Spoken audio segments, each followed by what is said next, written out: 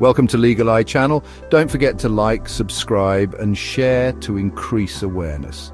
Today I'm diving into the controversial world of solitary confinement. So what is solitary confinement? It's a law where a prisoner is isolated from others and kept under strict surveillance. It's the most rigorous form of punishment, usually reserved for those considered a threat to society and other inmates. This punishment often targets hardcore criminals, but here's the kicker. This isolation can lead to severe depression and mental instability. Some even call it inhumane. Let's take a trip back in time.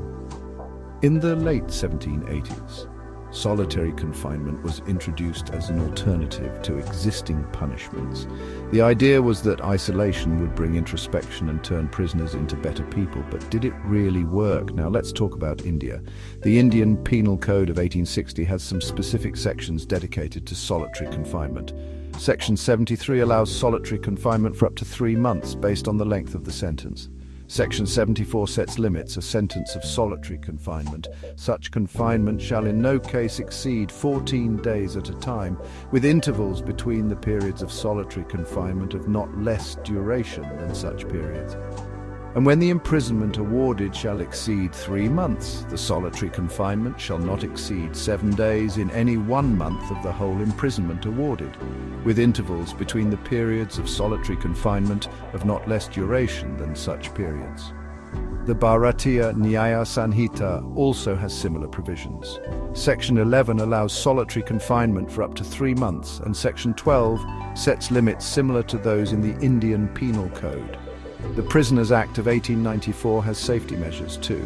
For example, cells must allow communication with prison officers, and medical officers must visit prisoners daily if they're in solitary for more than 24 hours.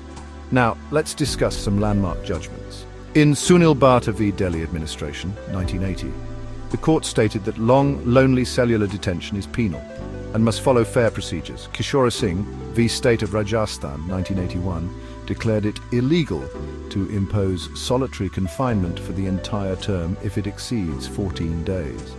Unnikrishnan and Orsa v. State of Andhra Pradesh and Ors, 1993, upheld that solitary confinement is protected under Article 21 of the Constitution.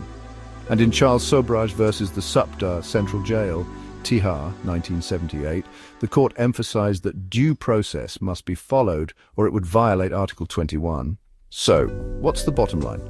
Solitary confinement is one of the most inhuman punishments. It should protect other prisoners, not serve as an alternative punishment reserved for hardcore criminals. It must follow due process, safeguarding the rights guaranteed by the Constitution of India. If you found this video informative, make sure to like, subscribe and share. Let's keep spreading awareness. This is LEGALAAI, and I'll see you in the next video.